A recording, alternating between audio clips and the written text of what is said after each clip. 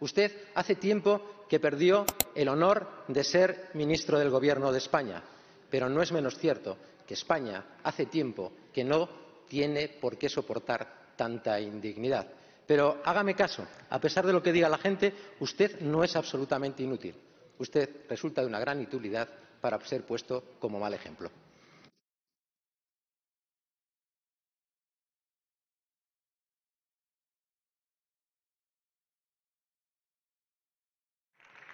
Señor ministro, tiene la palabra.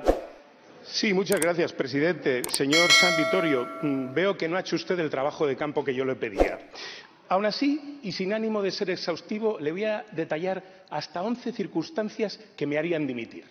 La primera, mire, si se revelase que soy amigo íntimo de un narcotraficante que me da crema en la espalda mientras paso las vacaciones en su yate, no solo dimitiría, me exiliaría de este país. No sé por qué se alteran. ¿Tienen ustedes a alguien en esa circunstancia?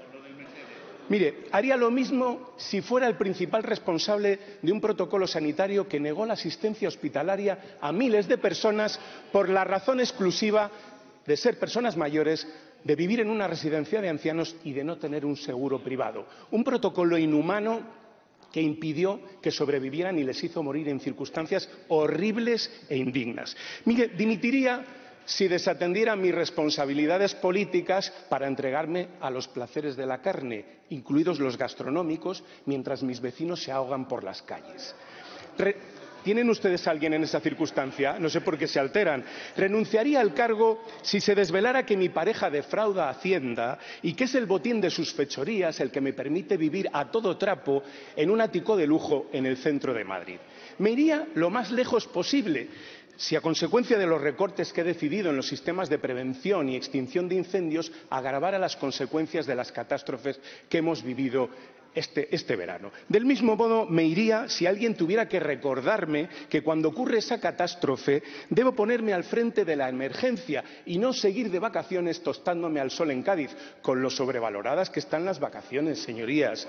Dejaría el cargo si se demostrara que he legislado a la carta para que los socios de mi despacho se forraran, para favorecer a mis amigos o a determinados intereses privados. Dimitiría si se confirmara que la organización que dirijo se ha financiado ilegalmente, que me ha pagado sobresueldos y que ha reformado su sede con dinero negro. Ya veo que se dan ustedes por aludidos. O que ha destruido pruebas a martillazos. Abandonaría el puesto si se confirmara que he usado a los poderes del Estado para construir pruebas y acusaciones falsas contra mis adversarios políticos. Tomaría las de Villadiego si hubiera autorizado el traslado de servidores públicos como si fueran ganado en un ataúd volante llamado Yak 42. O si, para tapar el escándalo y acelerar su repatriación, hubiera falsificado las identidades de esos militares hasta convertir en una tómbola la entrega de los restos a sus familias. Y, por último, señor presidente, dimitiría si de manera contumaz hiciera el ridículo en cada intervención parlamentaria. Estoy seguro. Ruego finalice, señor ministro. Estoy seguro, señor San Vittorio, que usted haría lo mismo que yo, al menos en 10 de esos 11 casos. Ruego finalice, señor ministro. Que estoy seguro también que no está usted de acuerdo con el último, y a las pruebas me remito. Peter y Hule enunciaron un principio según el cual todos tendemos a alcanzar nuestro adecuado nivel de incompetencia. El suyo está claro, lo que no queda claro es si ha alcanzado su adecuado nivel de indignidad. Mire, vayamos a los hechos. Es evidente que España vive el momento de mayor deterioro en su red ferroviaria de toda su historia. Cortes de suministro, viajeros abandonados en el campo, en las estaciones, vagones ardiendo que el ministro de manera graciosa llamaría calentitos. Lo cierto es que además sin soluciones, porque lo único que dice es que tenemos que acostumbrarnos a que haya gente tirada. Señor ministro, debería dimitir. Pero vayamos a los datos. Mire, dice la ministra Montero que es usted un perfecto inútil en materia de ejecución presupuestaria. No lo digo yo. A 31 de diciembre había dejado sin ejecutar 1.860 millones de euros del presupuesto, a lo que habría que añadir que 410 eran de inversiones y a lo que hay que añadir 1.759 millones del mecanismo de recuperación. Pero a 30 de junio de este año el nivel de ejecución es del 26,6% y el nivel de ejecución del mecanismo de recuperación, tan solo 298 millones de euros, representan el 16,6%. Mire, señor ministro, decía Francisco de Ayala que la incompetencia es más dañina cuanto mayor es el poder del incompetente. Léalo. Pero Lo que sí que ha tenido tiempo, señoría, ha sido usted de opinar. Indignó a los secretarios de ayuntamiento por el menosprecio a los secretarios de ayuntamiento de los pueblos. Todo eso sí, añadiendo una mentira sobre un supuesto abogado del Estado llamado Bolaños. En esto es verdad que usted retiró el tuit después, pero coincido con el presidente González.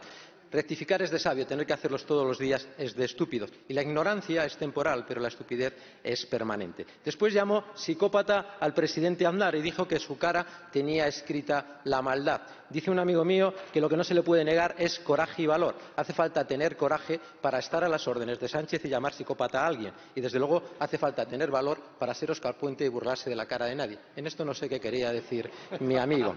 Pero usted tenía que mejorarse y entonces tenía que mostrarse gracioso y ocurriente con una tragedia como la de los incendios. Mire, no se puede tener un comportamiento políticamente más despreciable.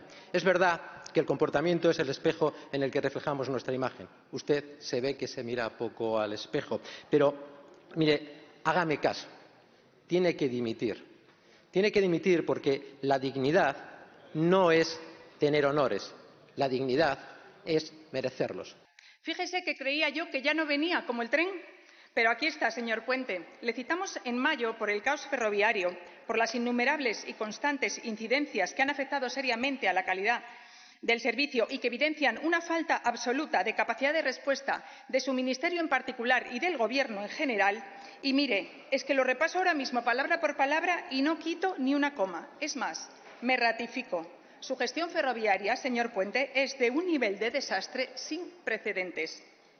Y la mejor prueba de lo que digo es que, a día de hoy, ya lo reconoce hasta usted mismo. Y conste que se lo agradezco de veras, porque me evita a mí leerle la lista de los cientos de incidentes graves e inadmisibles que han sufrido ya los españoles y que me dejarían sin tiempo para contarle nada más. Y mire, repasando además las notas de la primera vez que este tema iba a pleno, allá por el mes de mayo, usted llevaba ya año y medio de ministro. ¿Y sabe qué discurso sostenía? ¿Se lo recuerdo yo? Pues que el tren estaba en su mejor momento en España, que las incidencias eran mínimas y que las pocas que había se debían sin duda a sabotajes y sospechosísimos complots. Todavía recuerdo yo esa foto suya escrutando la valla por donde robaron el cable en la provincia de Toledo, que dije yo, ¿pero qué es esto? ¿Será CSI Puente? Y recuerdo también al resto de ministros y portavoces socialistas secundando sus teorías conspiranoicas absurdas para explicar el aumento constante en número y en gravedad de las incidencias ferroviarias. Para entonces, además de los retrasos, ya había estado gente atrapada durante horas en los trenes y en los túneles, y miles de españoles que lo vivieron en primera persona, y aquí hay varios que lo sufrieron, estuvieron sin agua, sin luz, sin explicaciones y sin recibir atención alguna, mientras el Gobierno en pleno, en vez de asumir su responsabilidad, iba, una vez más, de víctima. Y usted, ministro, seguía negando la realidad y a lo suyo, a lo que de verdad le gusta, el Twitter y polemizar con media España. ¿Y cómo será de grave la situación de caos ferroviario que en su comparecencia a petición propia la semana pasada en el Congreso usted no solo ha admitido que hay problemas y que estos son graves, sino que además nos ha advertido de que la situación que sufrimos durará como mínimo 2 o 3 años más? Supongo que esto lo dice porque le han pasado ya las últimas encuestas donde los socialistas y todos sus socios van en caída libre. Y a todo esto, de asumir sus responsabilidades después de semejante anuncio, no le he oído nada. ¿O es que piensa dimitir hoy, señor Puente? Creía la señora Mayo que ya no iba a venir. Ya se las prometía muy felices. Estaba diciendo, no viene. Pues sí, he venido.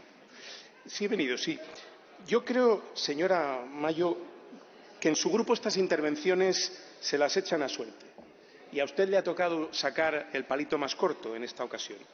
Ya es un lugar común que su partido me reproche mi actividad en las redes sociales y me acuse de desatender mis obligaciones como ministro. Lo que ustedes sostienen es que yo debería abstenerme de participar en el debate público porque mi atención debería estar centrada exclusivamente en mis tareas ministeriales, como si ambas cosas no fueran posibles o peor aún, que fueran incompatibles, ¿no? Pero, señora Mayo, yo creo que usted me va a entender. Imaginemos a un cargo electo que, además de sus responsabilidades públicas, siguiera teniendo o trabajando como si tal cosa en sus actividades privadas. Le voy a poner un ejemplo. Una persona resulta elegida senadora, pero decide seguir trabajando como autónoma para una empresa de seguros de crédito y caución, con oficina abierta en la capital de España. Además, continúa con otra actividad, como es la comercialización de informes y bases de datos de empresas. Por último, y de manera ocasional, porque es su vocación, ejerce también de coach y mediadora familiar. ¿Diría usted que esta senadora desatiende las obligaciones para las que ha sido elegida o que es perfectamente compatible ejercer unas y otras a plena satisfacción? Porque esa senadora es usted, señora Mayo. Y al parecer esta Cámara le ha dado el visto bueno para estar en misa y repicando.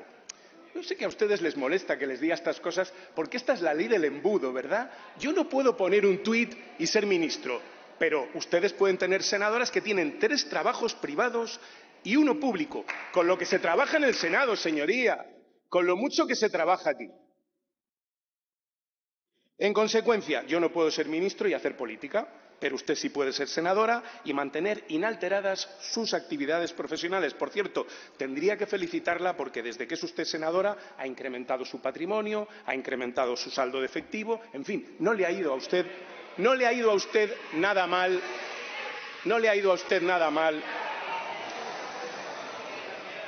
Lo que les molesta a ustedes no es que yo escriba tuits, lo que les molesta es que lo que digo es cierto.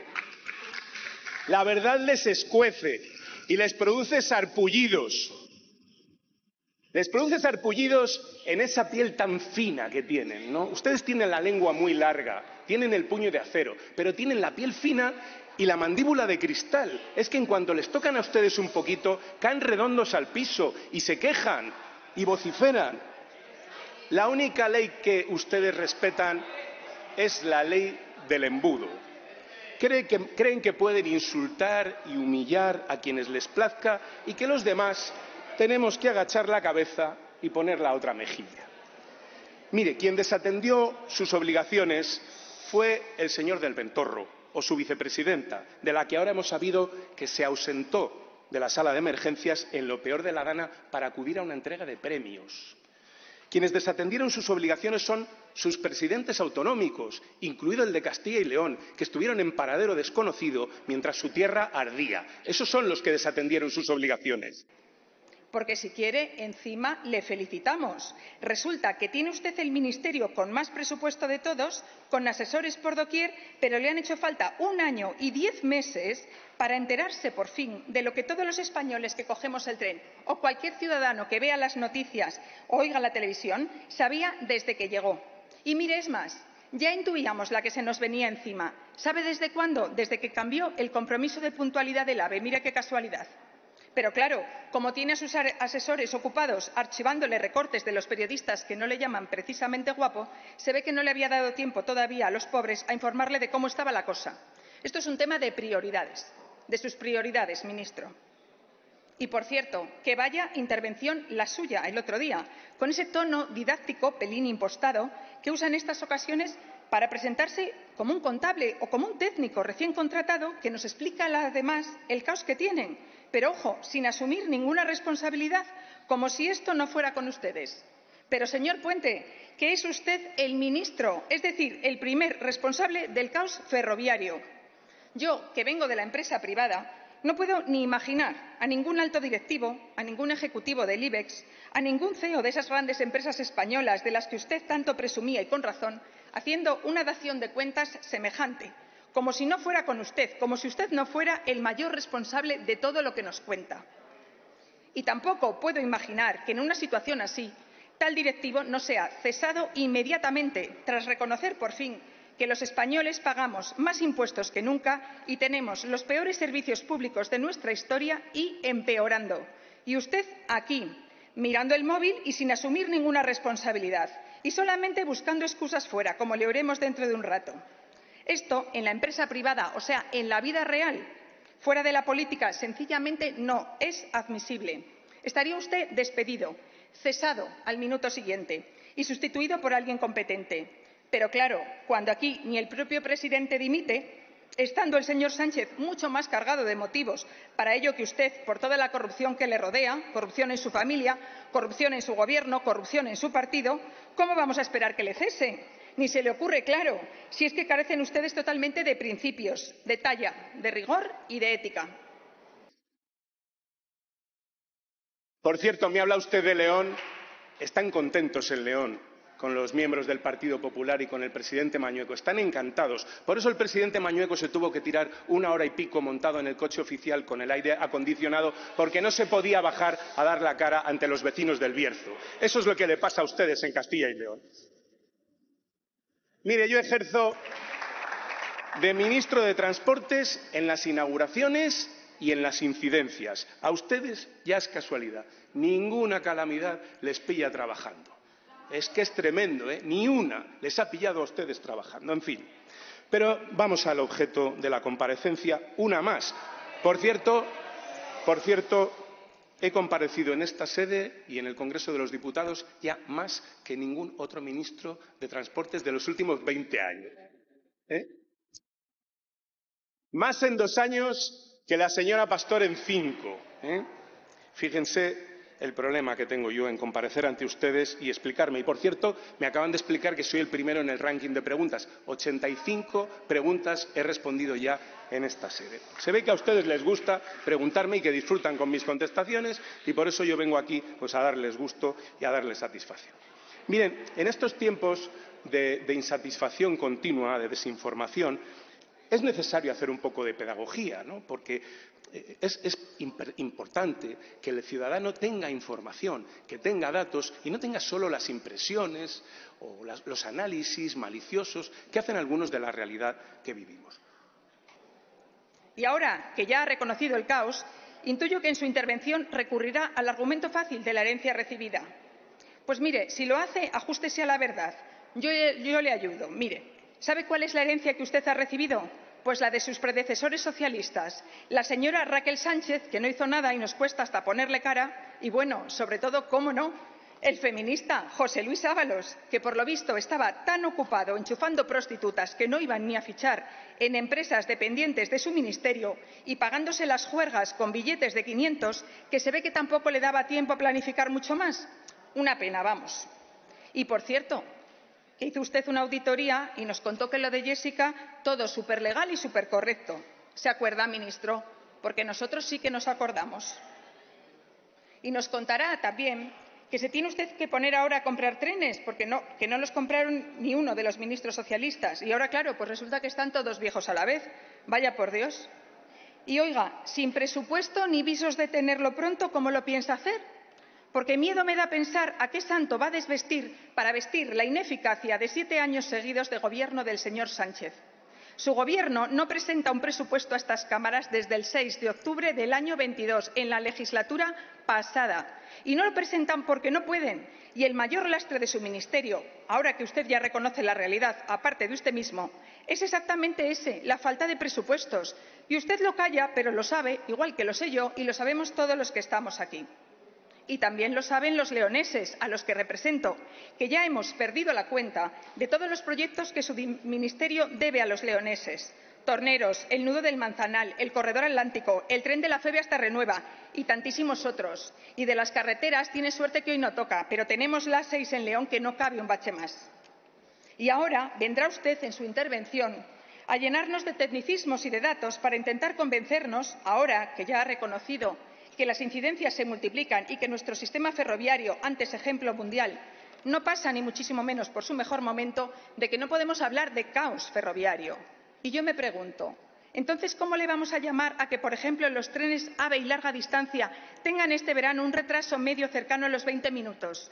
20 minutos de media, el AVE, alta velocidad española. Pero usted sabe la barbaridad que es esa cifra que es de su ministerio. Esos son trenes con retrasos de pocos minutos con trenes con retrasos de horas. Señor ministro, 20 minutos de media es un desastre. Es perder vuelos justo cuando nos visitan millones de turistas. Es llegar tarde a trabajar más veces que a la hora. Es no poder celebrar juicios ni firmar contratos. Es perder citas médicas para las que se ha esperado meses. Es estar horas tirado en las estaciones o en las vías en medio del campo, sin agua, sin luz y sin aseos. Es, a lo mejor, no llegar a despedirse de un ser querido. es que cuando antes el tren era garantía de puntualidad, ustedes, los socialistas, lo han convertido en una suerte de lotería, donde salir y llegar a la hora es casi excepcional y sufrir cualquier tipo de incidencia es ya la norma. Que la gente va a las estaciones con temor, señorías, que antes íbamos con miedo a perder el tren y ahora vamos con miedo a que no llegue y tirarnos allí una hora. Desde el Partido Popular le hemos hecho varias propuestas ya para superar la situación caótica de su ministerio, 2 aprobadas por el Congreso y otra registrada. Espero que en su intervención recoja algunas de ellas y que asuma la responsabilidad que usted sabe que tiene y, sobre todo, que nos explique lo que piensa hacer su ministerio para solucionar el caos ferroviario que los españoles de toda ideología reconocen ya.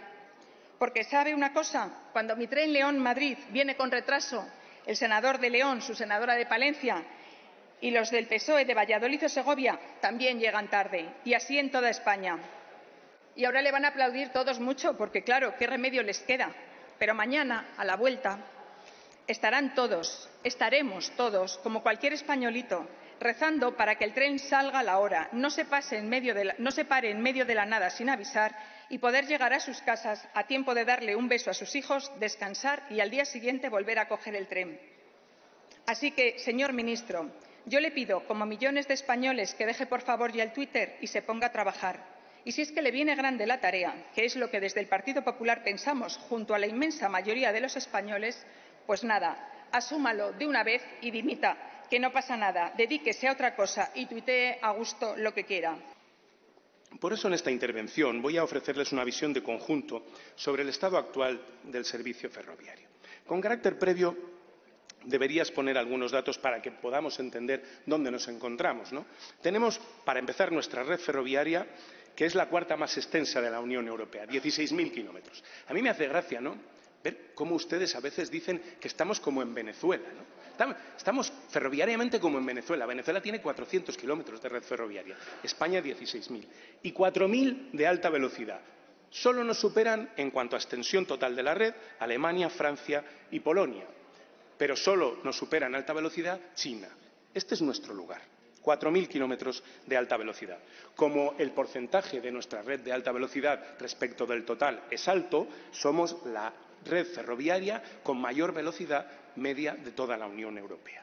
De esos 4.000 kilómetros, por cierto, 750 se han incorporado en los últimos 5 años, es decir, bajo mandato de este Gobierno, y otros 500 adicionales se encuentran en obra. Uno de los indicadores más fiables para evaluar la salud de un sistema ferroviario es, sin duda, el número de pasajeros que mueve. Y eso revela una realidad incontestable, que el tren es el medio que eligen los ciudadanos cada vez más en nuestro país frente a cualquier otro modo de transporte. Solo con las cifras de Renfe, el primer semestre de 2025 se ha cerrado con un récord histórico de 277,4 millones de viajeros. En julio de 2025, los servicios de AVE y alta y larga distancia alcanzaron su mejor registro mensual de la historia, con 3,5 millones de pasajeros, y en cercanías hemos llegado ya a los 240 millones. Y estos son cifras de Renfe. A eso habría que sumarle los 2 operadores privados que desde hace unos años operan en nuestra red ferroviaria, como son Ouigo e Idio. Hemos pulverizado este año en varias ocasiones el récord de pasajeros en un solo día y hemos cuadruplicado, por ejemplo, el tráfico a territorios como Galicia o aumentado en un 30% el tráfico a territorios como Extremadura. Pero no todo son fortalezas, es evidente, el estado de nuestro material móvil es uno de los puntos débiles del sistema. Contamos con una flota que se encuentra en su tramo de vida útil más alto, pues su antigüedad media supera los 20 años. Señora Mayor, no es que no hayamos comprado trenes, es que ustedes compraron trenes antes de dejar el Gobierno y han llegado el año pasado. Y este Gobierno ha comprado 500 trenes y una parte importante de ellos todavía no ha llegado. De hecho, la mayor parte de esos trenes empezará a llegar el año que viene.